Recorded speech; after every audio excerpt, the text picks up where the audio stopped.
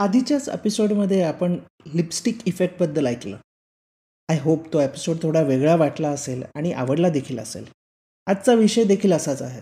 पुरुषांच्या अंडरवेअरच्या सेल्समध्ये झालेली घसरण अर्थव्यवस्थेची खराब स्थिती दर्शवते, असं देखील एक ऑब्झर्वेशन आहे. त्याचबरोबर फॅशन किंवा कपड्यांवरून अजून काही एव्हिडन्सेस आहेत, ते कशारित्या काम करतात हे ऐकूयात.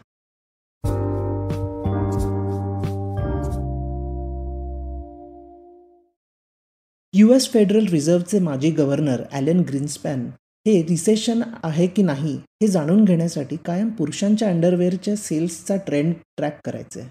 अंडरवेअर हा पुरुषाद्वारे परिधान केलेला सर्वात कमी दिसणारा आणि कमीत कमी लक्ष वेधणारा कपडा आहे. नॉर्मली सेल्स स्टेबल असतात, म्हणूनच ज्या काही प्रसंगी ते कमी होतात याचा अर्थ असा होतो की परिस्थिती इतकी बिकट आहे की पुरुष नवीन अंडरपॅन्ट न घ्यायचं ठरवतात. जेव्हा लोकांना आत्मविश्वास वाटतो तेव्हा ते अधिक खर्च करतात. पण जेव्हा तुमच्याकडे पैसे कमी आहेत तेव्हा तुम्ही शेवटची गोष्ट काय करणार आहात ती म्हणजे अंडरवेअर बदलणार. हे मी नाही, एका खरोखरच विद्वान इकॉनॉमिस्ट ॲलन ग्रीन्सपॅनने सांगितलं आहे. आणि हे बहुतांश वेळेला खरं देखील झालेलं आहे. आणि हे फक्त पुरुषांच्याच बाबतीत आहे बरं का. कारण युज्युअली पुरुष न बदलता 4 दिवस राहू शकतात म्हणे, पण स्त्रिया नाही. जनरलीच स्वच्छतेबाबतीत स्त्रिया पुरुषांपेक्षा अधिक काळजीपूर्वक असतात. 2008च्या रिसेशनमध्ये हे US आणि बऱ्याच इतर देशांमध्ये दिसून आलं होतं. इवन 2019मध्ये भारतात देखील असं दृश्य होतं. तेव्हा अंडरपॅन्ट्स, कार्स आणि बिस्किटचे सेल्स कमी होत होते.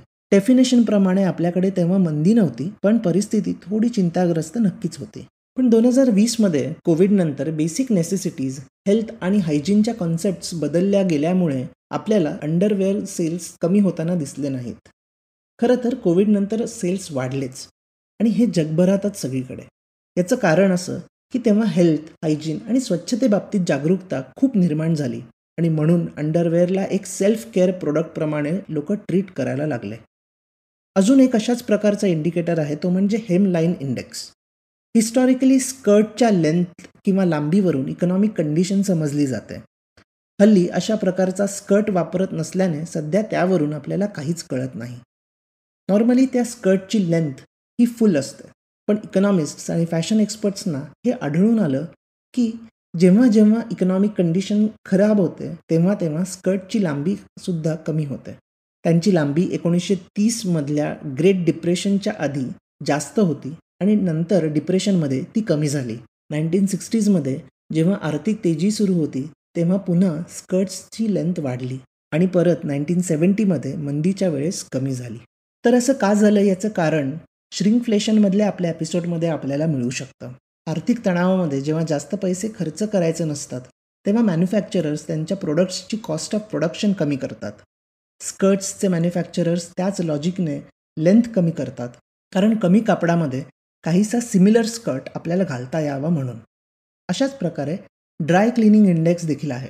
तुमच्या खिशात पैसे नसल्यास तुमचे सूट ड्राय क्लीन करून घेणे ही तुमच्या प्रायोरिटीजमध्ये सगळ्यात खाली असेल.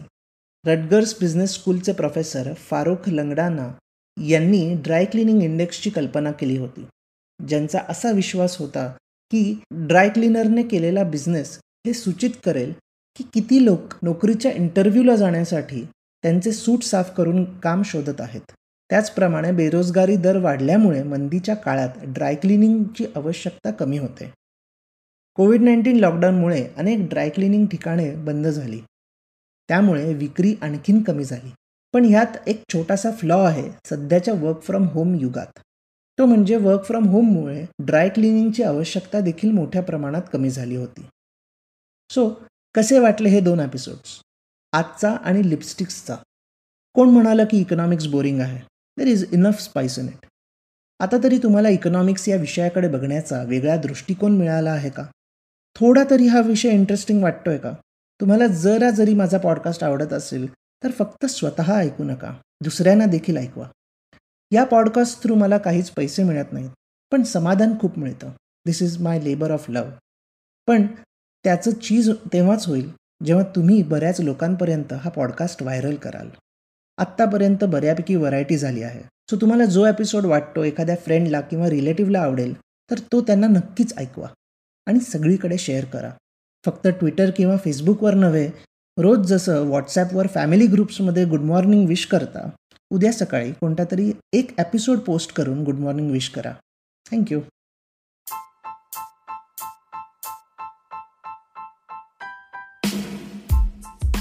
तुम्ही हा एपिसोड स्पॉटिफाय, इकॉन गली वेबसाईट आणि लीडिंग पॉडकास्ट ॲप्सवर ऐकू शकता. मी दर सोमवार, बुधवार आणि शुक्रवार नवीन एपिसोड्स घेऊन येतो.